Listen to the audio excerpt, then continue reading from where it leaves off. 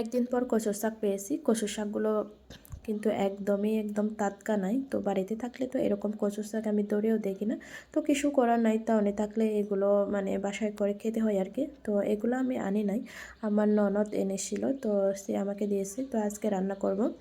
এখানে হচ্ছে আমি মরিচ বাটা নিয়েছি, রসুন, আদা আর পেঁয়াজ নিয়েছি। মরিচগুলো একদম পেস্ট করা যাবে না, একটু গোদা গোদা থাকতে হবে।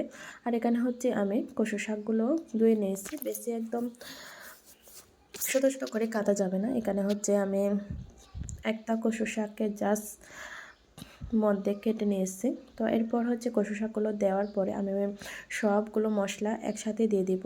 লবণ দিয়ে দিলাম পরিমাণ মতো, হলুদ, এরপরে দিয়ে দিব শীতলের পানিটা। শীতলের পানিটা অবশ্যই দিতে হবে, না হলে কিন্তু আমাদের এই ট্রেডিশনাল রান্নাটা অসম্পূর্ণ থেকে যাবে। এরপরে দিয়ে দিলাম সরিষার তেল। সরিষার তেল দেওয়ার পরে ঢাকনা দিয়ে রেখে দিব যতক্ষণ না সরিষার তেলটা সিদ্ধ না হয়, না হলে কিন্তু কাঁচা সরিষার তেলের গন্ধটা তেজ যাবে।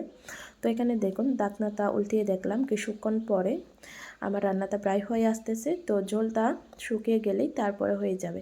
এখানে দেখুন কচু শাকগুলো সিদ্ধ হয়ে গেছে, অবস্থায় আমি দিয়ে দিব হচ্ছে তেঁতুলটা। একটু টক হলে মানে চুলকানি যাতে না হয়, কচু শাকের অনেক সময় হচ্ছে চুলকানি ধরে, এই জন্য হচ্ছে টকটা দেওয়া।